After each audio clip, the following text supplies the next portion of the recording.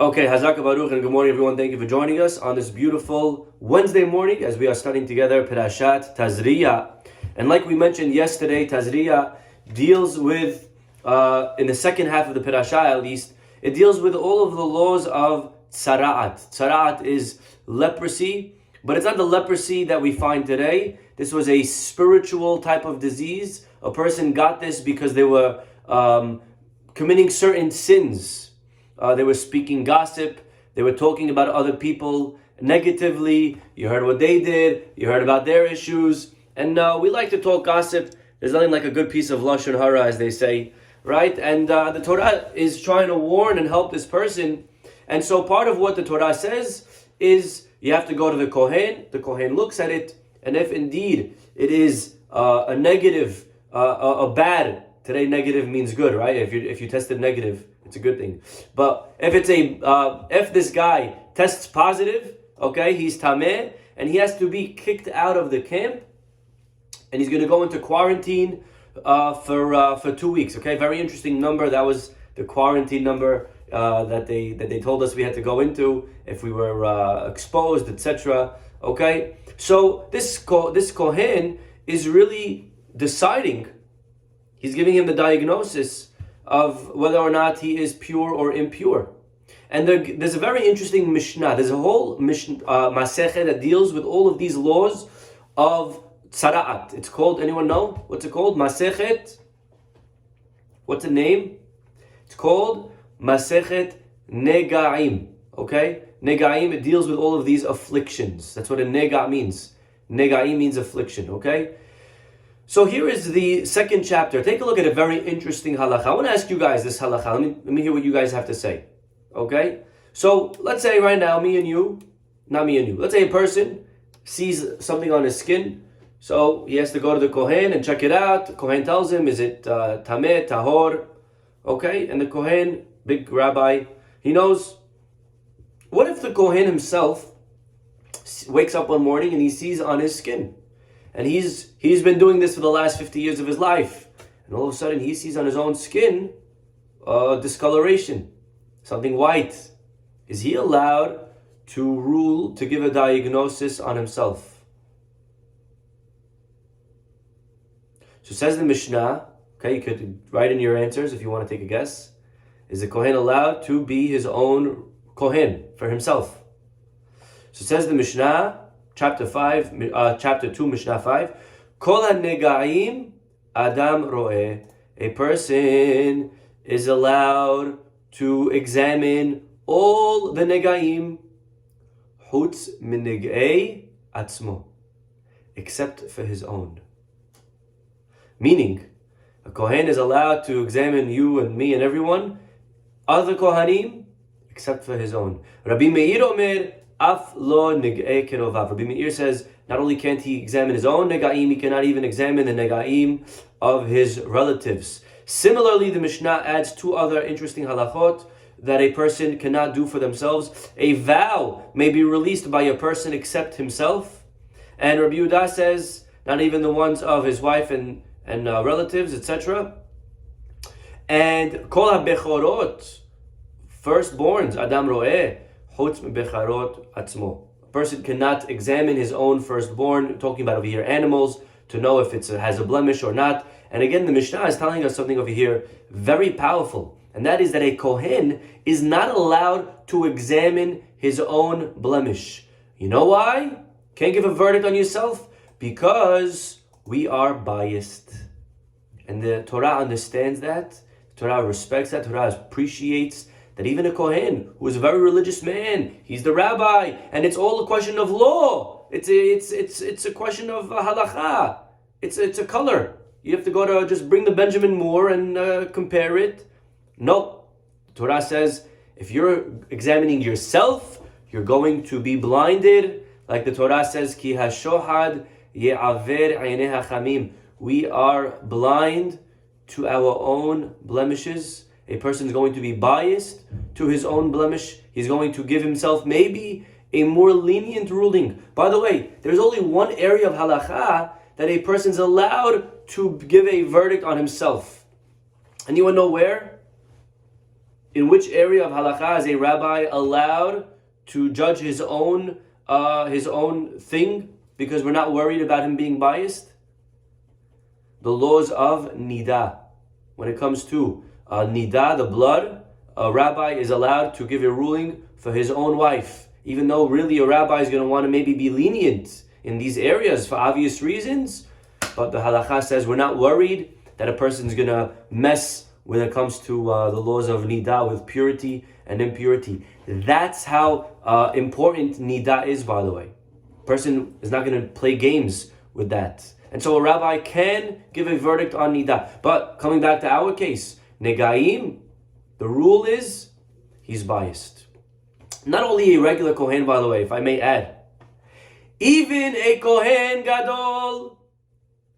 You're talking about the highest priest, the biggest tzaddik of the entire generation, kohen gadol.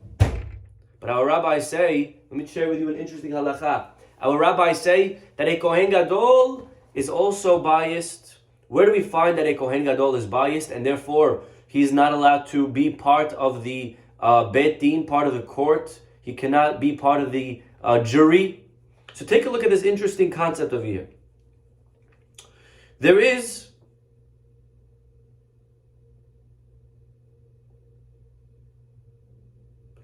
kohen gadol. En moshivin oto. You ready for this? We do not seat him be'ibur shana when it comes to deciding whether or not we're going to make a leap year. We know right now we're in Adar Bet for the next couple of days. So everyone that's still looking for happiness, make sure you do it now, because this is the month of Adar Bet, simha, simha, simha, happiness, happiness, happiness, extra happiness for everybody. Okay, that is going to come to an end Friday night as we enter the month of Nisan, the New Year, Rosh Chodesh, and Geulah, redemption. Okay, but we have a couple of more days of simcha, and this is a second Adar. Now we know that the reason they add an Adar is because they have to decide whether or not it's going to fall out too early. If Pesach's going to fall out too early in the winter, Pesach has to be in the spring. So you need rabbis to sit down and calculate the moon, the astronomy, very complicated. Okay, they would get rabbis to the attic. The Gemara tells us a story of a rabbi that once invited a bunch of rabbis to the attic so that they can decide together whether or not they're going to make this year a leap year. And there was supposed to be, let's say, 7 rabbis, and there were 8. So obviously somebody came uninvited, crashing a rabbi party. So the head of the Bet Din got up and said whoever's not invited should leave. And one rabbi got up to leave. And really, this rabbi was the biggest rabbi of all of them. And he only got up to leave to not embarrass the 8th, who was really the uninvited guy. But either way, you see this is a very complicated topic of what we call Ibur Shana, making a leap year. And a Kohen Gadol is not invited to this party. He cannot be one of the members of this jury. Why not? Gemara says because this Kohen Gadol is biased. Why is he biased? Why would a Kohen Gadol, why would he care if it's 2 Adars or 1 Adar? What does it matter to him? The answer, it matters very much, because you ready? This is how far we think that maybe a person's negiut, biasness, can get to him. Okay, look how far the rabbis think. Here we are in the month of, right? We're thinking of should we calculate now Adar? What's Adar? March, April, March.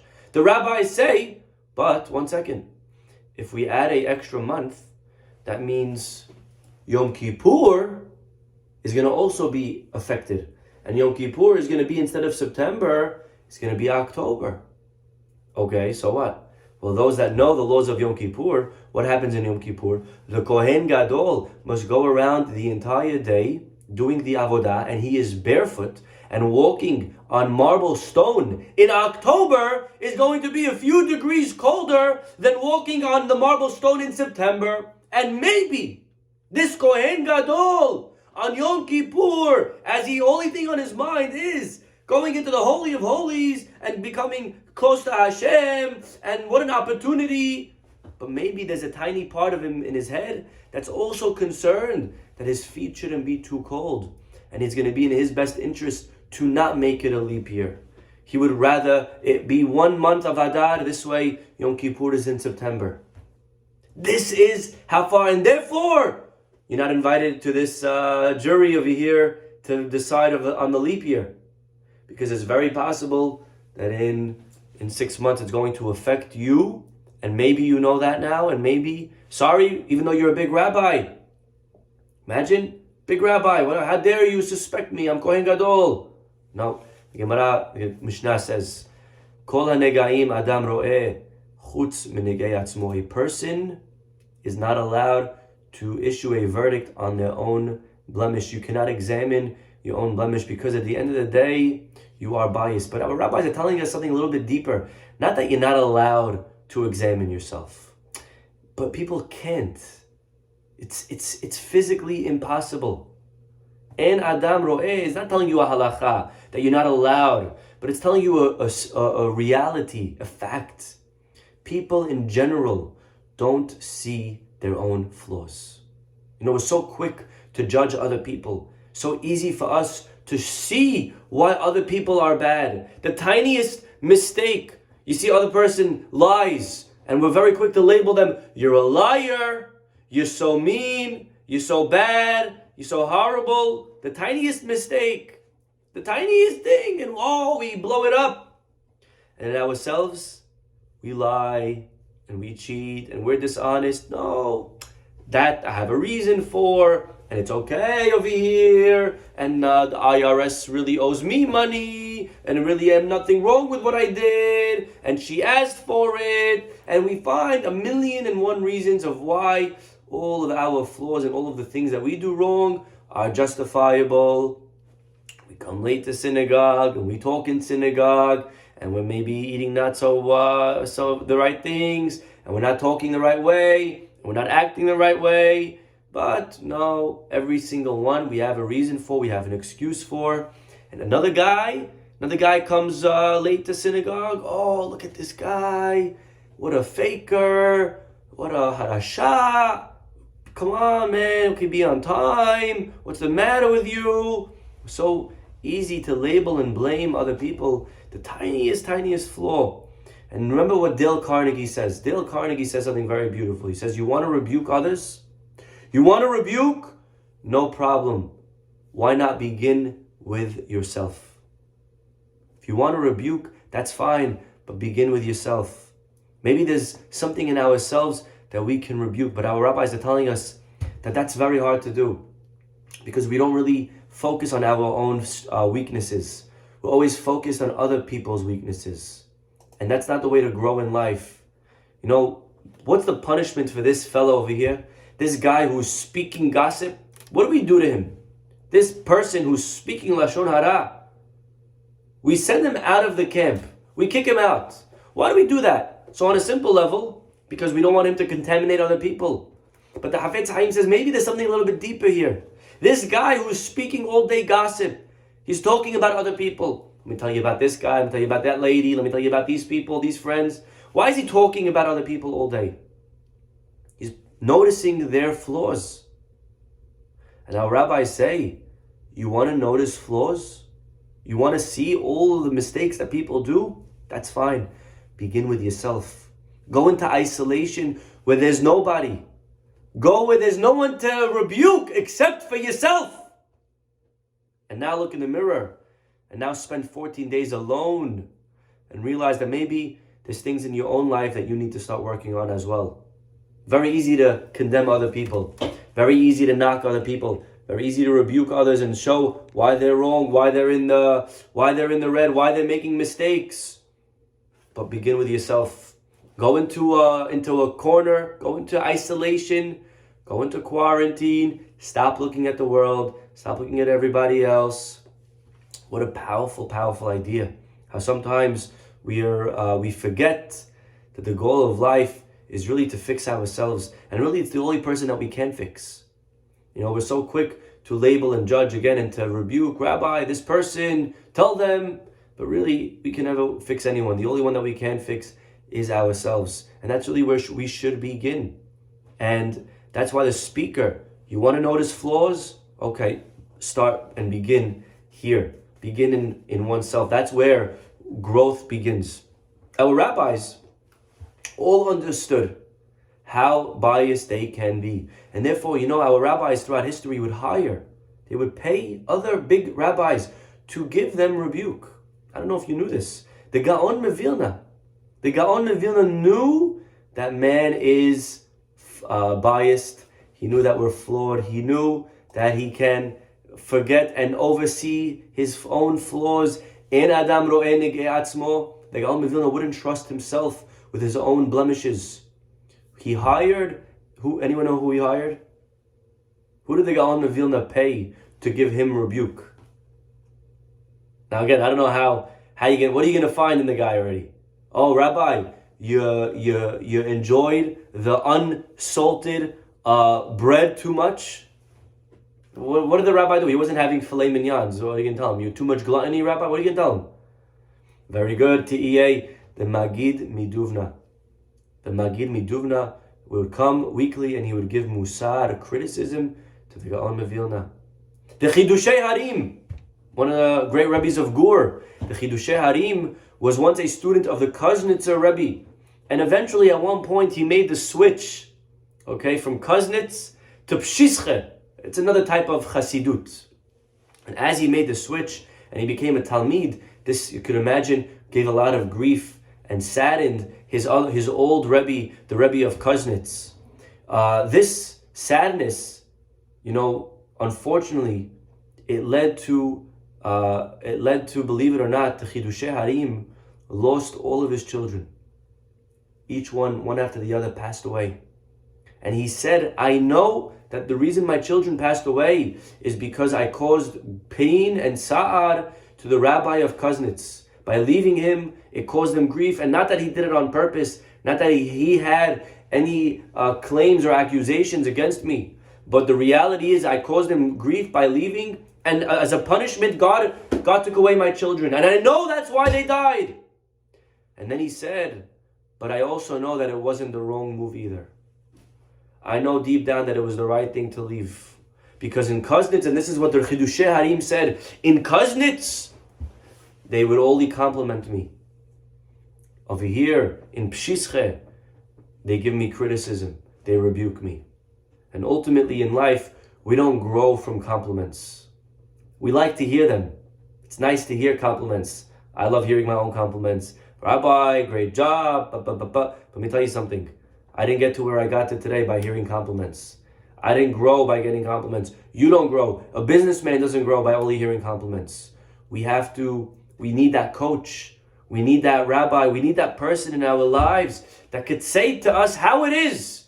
Because en Adam ro'eh negei atzmo. We don't see our own flaws. Our rabbis say a good friend will compliment you, but a better friend will rebuke you. And that is ultimately really what we need to do. We need to really find that friend. Our rabbis say, Keneh lecha haver. Find someone that you're going to, that's going to be honest with you. Many times our friends are not honest with us. Many times our friends don't want to step on our toes. They don't want to hurt our feelings. They're afraid to lose you and the benefits that they're getting from you. So they butter you up and they only tell you praise and praise because they know how important it is to praise. And it's true, it's important to praise. But there is also the other side of the coin, that sometimes we need to hear it how it is. We need to see, someone has to tell us, you're too much like this, you're too much like that, you're doing the wrong thing. The student of Rav Yitzchak Yaakov Yitzchak of Pshische once came and he said, Rabbi, a person just insulted me. He just told me that I'm no good. And you know what I did? I gave him a kiss I gave him a kiss. And the Rebbe said, what? Who would dare insult you? Show me. And the student said, well, it was the Reshit Chochmah. He showed him the Musar book called Reshit Chochmah. This book told me that I have to fix this. I have to work on that. And you know what I did? I gave him a kiss. So this is something that if we are wise, we will remember. Shlomo HaMelech writes, Al tochach letz pen yisnaeka. Don't rebuke a letz, a scoffer, a clown. A letz, if you try to rebuke him, you know what he's going to do back? He's going to scream back at you, how you did, tell me, shame on you. A lit doesn't appreciate criticism. He doesn't realize that it's for his best. He doesn't know what we're talking about today. So if you go into a lit and you rebuke him, he's going to say, oh, don't judge me, how dare you, do you know, right? But Shlomo HaMelech continues and says, Hocheach lechacham veyehaveka. But if you rebuke a hacham, he's going to love you for it. A hacham knows how to receive criticism. A hacham knows how to take it in. He welcomes rebuke. He welcomes musar because he knows at the end of the day that the criticism is only helping me. It's only making me a better person. You know, there's an interesting halakha that one is not allowed to walk. If you're walking with your rabbi, let me ask you a question. Maybe you guys know this halakha. If you're walking together side by side with your rabbi, which side are you supposed to be on of your rabbi? On the right side or on the left side? Anyone know? Which side should you go on? You're walking side by side with the rabbi. So the halakha says, if you're walking with the rabbi, you should go on his left. Okay? You should go on his left. And if you go on his right, you're an amaretz. You're an imbecile. It's a little bit strong, no? Because you walk on the right side of the rabbi, you become an imbecile. Well, okay, I walk on the right, left, who cares? Isn't it nice that I'm accompanying my rabbi? The fact that I'm even walking him. I'm going out of my way to walk him. You walked on the right, you hamor, you donkey. Big deal. Just because I walk on the right side, now you got to label me, I'm haaretz. But our rabbis are telling us if he hears something very deep. Our rabbis are saying the right side and left side is not only physically right and left. We know that each side represents something. We know that right is chesed, right? Right is kindness. As an example, it says God's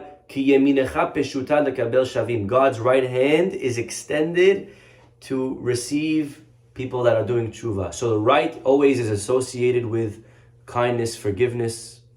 Left is deen. Left is tough, is strict. The left side, it says, push him with the left. If you're gonna knock someone, not like, Will Smith, we're talking about, right? Okay, I'm sorry. Not if you're gonna slap someone. We're talking about if you're gonna get rid of someone, use the left. Get out of here. Left hand, right? But then, yamin mekarev, bring it back with the right. That means left is tough, right is nice, kindness. Okay. Again, the rabbis are saying over here something very deep. If we cut and paste these concepts, if you're walking with your rabbi, you should always seek to be on his left. That means a student should always be looking to hear criticism from the Rabbi.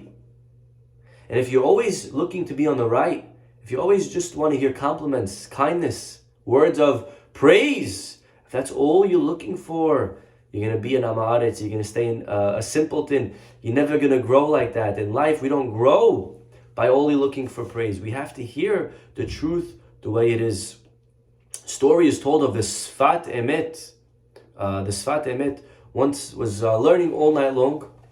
And, you learn all night till 2, 3 a.m. And then he got tired, he went to sleep. And because he was up so late learning, he came 5-10 minutes late to Minyan. Came a few minutes late to synagogue. When he got to synagogue, his grandpa, who was rabbi of the shul, his grandpa starts rebuking him. How do you wake up late? What's the matter with you? You have to come, Hashem's waiting. And he's going on and on and on and rebuking his grandson. And everyone's that's watching, many kids that were there last night in the Beit Midrash, they saw his son going to sleep at 2, 3 a.m. They know his grandson has a very nice, easy excuse. He was learning all night. He was learning till late. So he said, they're waiting for the grandson to defend himself. And the grandson did no such thing. He just sat there listening.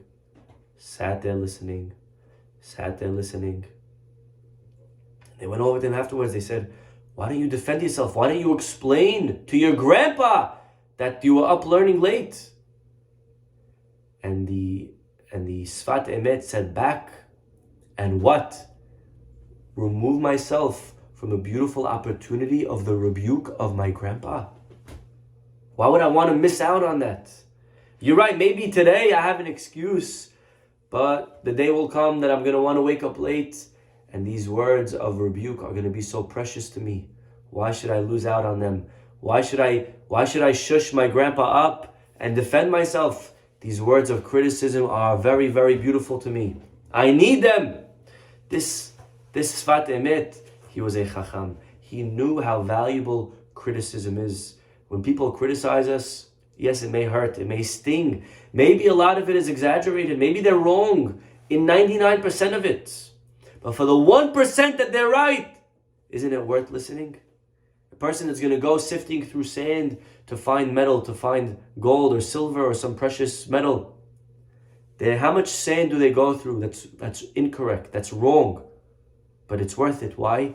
For the one tiny piece of metal that we find, it's worth going through all of the sand. Our rabbis say, even if the rebuke that we're given is incorrect, it's exaggerated maybe, but maybe there's 1% of it that's real. And for that 1%, it's worth listening. It's worth giving an ear to that person. David HaMelech, when he sinned with Bathsheba, and again, if you and I had to defend him, if you and I had to defend David HaMelech, if we were lawyers, we would have a very easy time. Our rabbis say, Kol ha'omer David hata eno to'eh. Eno ela to'eh. Whoever says that David HaMelech sinned, you're mistaken. He didn't sin. We could give David 500 reasons of why what he did wasn't incorrect. But when Natan came to David and he rebuked him, David accepted it. And not only did he accept it, but he wrote a chapter in Tehillim that begins with the words of Mizmor. And he sings about it. Lizmor. He's singing. David sings when he's rebuked. He says in Tehillim himself, Bakamim alai mere'im. Anyone know the next words? Bakamim alai mere'im. Those that pray in synagogue Friday night should know this. We say it on Shabbat. Bakamim alai mere'im. Tishma'na oznai. David HaMelech says, when my enemies get up against me, I open my ears. David HaMelech was a very wise man. David knew that he couldn't rely on his friends for criticism. He knew that his friends are afraid to criticize. They don't want to lose their rapport. They're gonna lose the relationship with the king. He won't invite them for golfing anymore. So they would only compliment his friend, his enemies. They knew they had nothing to lose. So what does enemies do all day? They would rebuke David. And David knew, wow, this is the one chance that I have to really be able to hear what my real flaws are. What are the real flaws that I have in my life? And he would open up his ears, because he says these enemies are saying the truth. A lot of times, our friends, they're afraid to say the truth. Matter of fact, our rabbis tell us that today, if you want the truth, you can only find it in two places. Young kids and people that are not mentally well. Those are the only two places that we could hear the truth today. Because everyone else, again, is going to be politically correct. They don't want to hurt your feelings. If you want to hear the truth, children know how to say it very well. People that are not mentally well, they're not worried about being PR. They know how to say it well. David HaMelech, he would turn to his enemies. Tell me, what do I need to fix? Tishmana oznai. He would open up his ears. I'm all ears. Bakamim alai mere'im. This, I think we could understand one final idea. Going fast forward to the end of the book of Bemidbar, we read over there where the two tribes of Gad, Reuven, wanted to stay in the Transjordan. They wanted to stay on the east side of the Jordan River because there was a lot of greenery. There was lush. It was a lot of pasture for their flock, and they wanted to stay there. They said, "Listen, Moshe, we're not going to go into Israel with you. We're just going to stay here. Give us our land. Give us our portion in the Transjordan on the east side of the Jordan River." Remember, you guys familiar? You remember this episode? Yeah? Anyone? Okay. And what does Moshe do? Moshe starts rebuking them. And he says, I saw this before. Deja vu. 40 years ago, your brothers also didn't want to go into Israel. They also came back. and they said it's a scary land with giants, and they made everybody afraid, and we got stuck here for 40 years, and you guys are doing the same exact thing, and you're going to let your brothers go fight alone. And he goes on and on and on for 9 Pesukim long. And what do they say at the end of the 9 Pesukim? Moshe, our master, no, 100%. You misunderstood. We do want to go in. We do want to fight. We do want to help. We're going to go in first, front line. And Moshe says, oh, okay, that's the case. Why don't you say so? No problem. And they made a deal, and it ended up happening. Reuven and Gad stayed in the Transjordan, and they went and they fought with the brothers inside the land of Israel for 14 years. They didn't go back home until 14 years later, where they helped all of the rest of the 10 tribes conquer the rest of the land of Israel. And again, you see that these 2 tribes, Gad and Reuven, as Moshe is there talking, and Moshe is on a false assumption. Moshe misunderstands them. He thinks they don't want to fight. So he's rebuking them. If I was Reuven and Gad, you know what I would say? Whoa, time out. Hello, no. Right? Stop there. I do want to fight. Misunderstood. Let me go in. We're going to go first.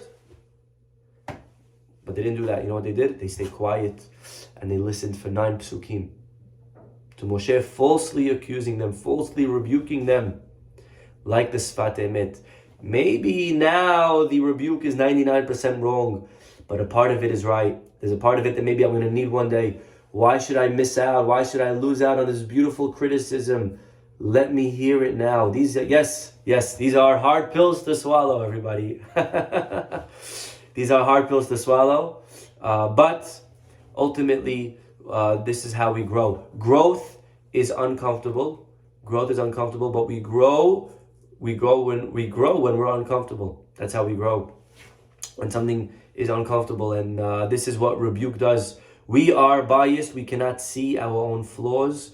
We cannot examine our own blemishes, our own negaim, and we would be very wise if we had people around us, a support group around us, people that we loved, that we were able to turn to with honesty and to say, please, can you examine my flaws? Can you examine my blemishes? Can you tell me what it is that I should start working on this week? Well, anyways, everybody, we'll stop over here.